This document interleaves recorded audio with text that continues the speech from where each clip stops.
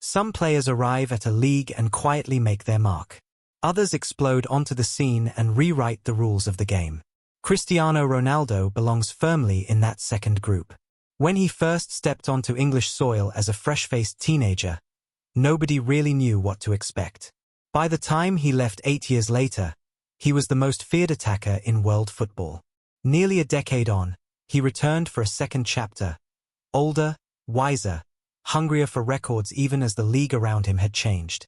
This is the story of Cristiano Ronaldo versus the Premier League, a tale of two eras, two versions of a legend testing himself against the world's toughest competition.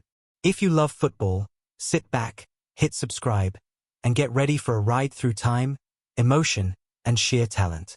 In the summer of 2003, Manchester United paid the then staggering fee of £12.24 million to bring a shy, skinny 18-year-old winger from Sporting Lisbon.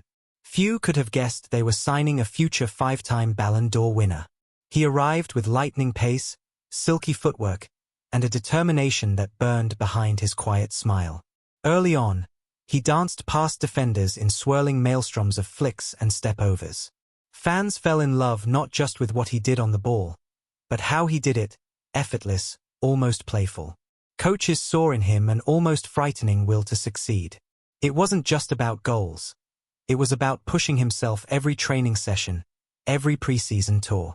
From the moment he arrived in Manchester, he made it clear he wanted to be the best. His first season was a taste of English football's intensity. Defenders tried to stop him hard. On more than one occasion, he ended up sprawling on the turf, clutching an ankle, eyes blazing with frustration. Yet each time he limped off, he came back stronger. By the end of that debut campaign, he had won his first Premier League title, his first Champions League medal, and had already won hearts across Britain. He scored a few spectacular goals, one-legged strikes from the edge of the box, free kicks dipping like guided missiles, volleys that left goalkeepers rooted to the spot.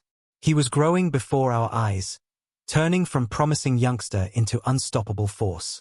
Over the next few seasons, Ronaldo grew in size and confidence. His thighs thickened with muscle, his shots grew more powerful, and his trademark step-over move became a weapon that left defenders spinning in circles. In 2006, he scored his first hat-trick in the Premier League and ended that season with 14 goals, a fine return for a winger. Yet it wasn't the raw numbers that made him special, but the moments of pure magic. A sudden burst of speed down the flank, a dead-eye cross into the box, a bending free kick into the top corner. Every big game he seemed to shine brighter. Every rival he faced seemed to push him to a new level. By 2007, Manchester United had built their team around him. He wore the number 7 shirt, a symbol of greatness at Old Trafford, once worn by Sir Bobby Charlton, George Best, and Eric Cantona. At first, the weight of that legacy seemed heavy, but Ronaldo carried it with ease. He scored 17 league goals that season and helped United finish second, only to come roaring back the next year. In 2008, he exploded for 31 Premier League goals, still one of the highest single-season tallies ever, and won his first Ballon d'Or. He was no longer just a United star. He was the world's best player and perhaps the most famous athlete on earth. His first era in England reached its high point in the spring of 2009. United had just beaten Chelsea in a gripping Champions League semi-final, and the final against Barcelona in Rome was a stage set for a duel between Ronaldo and his great rival, Lionel Messi. United lost by a single goal, but Ronaldo's reputation was sealed. He was leaving Manchester for Real Madrid that summer in a then-world record transfer. The news sent shockwaves through the Premier League. Fans felt a sense of loss, as though their favorite storyteller had moved across the ocean. During those 8 seasons in his first spell, he won 3 Premier League titles, 2 League Cups, a Club World Cup, and a European Championship with Portugal. He ran more miles, scored more goals, and lifted more trophies than almost anyone else. Yet he never lost his hunger. Every time a defender smirked at him, every time a rival keeper saved one of his shots, he dug deeper. His final tally was 118 Premier League goals, second only to Alan Shearer at the time. Yet those numbers only scratched the surface of his impact. When he left, the Premier League lost some of its sparkle. His return in August 2021 was greeted with equal parts excitement and skepticism. He was 36 years old, older than any British manager, yet hungrier for goals than most strikers half his age. United paid around £12.8 million to bring him home. When he strode down the tunnel at Old Trafford for his first game back, the roar was deafening. It felt like time had wound back 2 decades. But the league had changed, faster and more unpredictable than his first era. In his second era, Ronaldo had to adapt. Gone were the glitchy ankles of youth. In came careful warm UPS and strict fitness regimes. He couldn't sprint past every defender, so he reinvented his game.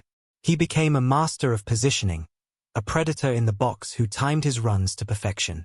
He practiced headers on the training ground until his leaps seemed impossible for a man of his age. And when he scored that powerful header against Newcastle in his second debut game, it reminded everyone that great instincts never fade. United finished second in the table that season, boosted by Ronaldo's 24 goals across all competitions. His goals helped them reach the Europa League final, though they lost to Villarreal on penalties. Still, it was clear he had lifted the team, giving younger players belief and showing them what professionalism looks like. Yet there were problems off the pitch. Media scrutiny, dressing room tensions, and questions about whether he fit into the manager's system. Some nights he was the hero, other nights he sat on the bench, a sign that the elite game had moved on without him. His second era had highlights and heartbreaks. There was a hat-trick against Tottenham, complete with that trademark celebration. Arms wide, surveying the crowd, soaking it all in. There was a dramatic last-minute winner at Arsenal that sent the Gunners faithful into despair. And yet there were shocking misses, games where he looked isolated, and a public fallout with the club's hierarchy that ended in January 2022 with a mutual termination of his contract. For a moment, it felt like a jarring end to a fairy-tale homecoming. But the Premier League itself had grown stronger. Clubs like Manchester City, Liverpool, and Chelsea were spending more money, bringing in global stars, and employing cutting-edge tactics. The pace of the game was faster, the pressing more intense, and the margin for error smaller. If Ronaldo's first era had been about explosive skill and boundless energy, his second era was about survival, adaptation, and sheer willpower. He showed he could still compete, but he also revealed that age eventually catches up, even with the greatest athletes. Off the pitch, Ronaldo's influence never waned. His return brought TV ratings back above pre-COVID levels. Kit sales soared, his number 7 shirt topped charts within hours of release. He commanded mic time in every post-match interview, in every transfer rumor, in every social media debate. He remained football's most marketable superstar, an icon whose every tweet and Instagram post became headline news. Even when the goals dried up for a run of games, the media circus followed his every move, showing that his power went beyond what he did on the field. His 2 eras bookend a period of rapid change in English football. When he first arrived, the Premier League was growing, but still finding its identity. It had local heroes, big crowds, and rising TV money, but it lacked the global reach it enjoys today. When he returned, it was the world's richest league, with megastars from every continent, owners backed by sovereign wealth funds, and a media empire bigger than many small countries. He had been both a product of that growth and a catalyst for it. Comparing the 2 eras shows his evolution. In his youth, he was all about flair, elastico dribbles, long-range rockets, gravity-defying volleys.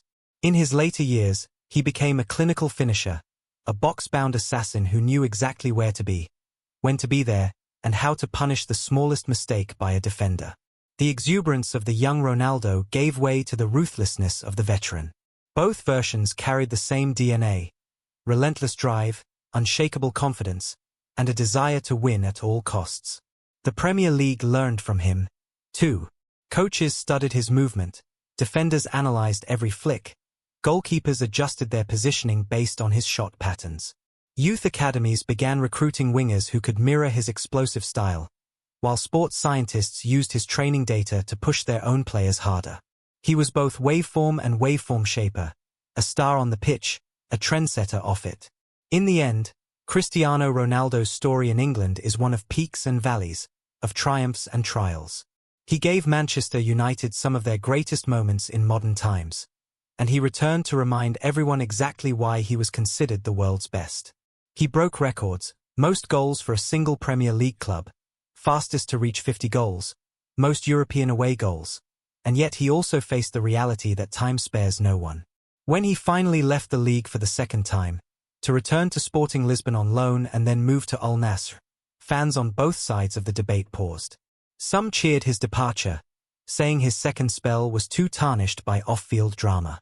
Others celebrated the end of an era, mourning the loss of one of the few players who could still stop them in their tracks. But almost everyone agreed on one thing: Cristiano Ronaldo had left a mark on the Premier League that will never fade. His impact can't be measured just in goals or trophies.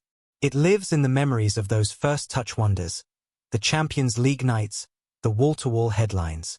It's in the kids who tried step-overs in their local parks, the pundits who quoted his hunger as the standard for success, and the rival fans who developed an almost respectful fear whenever he lined up against them. He made the league bigger, brighter, and more compelling. And that is why his two eras in England matter so much. They aren't just chapters in one man's career. They are mirror images of how football has changed, of how greatness adapts, of how a single talent can push an entire sport forward. When we look back at those 11 seasons combined, we see a shifting landscape, one defined by television money and social media, by international superstars and tactical revolutions, all anchored by the presence of one relentless competitor. If you've enjoyed this deep dive into Cristiano Ronaldo versus the Premier League, make sure you hit that like button, subscribe to Crime Signal, and ring the notification bell so you never miss our next story. Drop a comment below.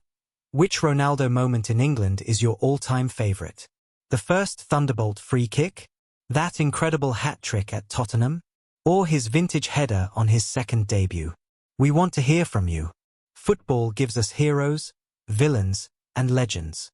Ronaldo has been all three in one career, and his two Premier League eras stand as a testament to what's possible when absolute talent meets absolute drive.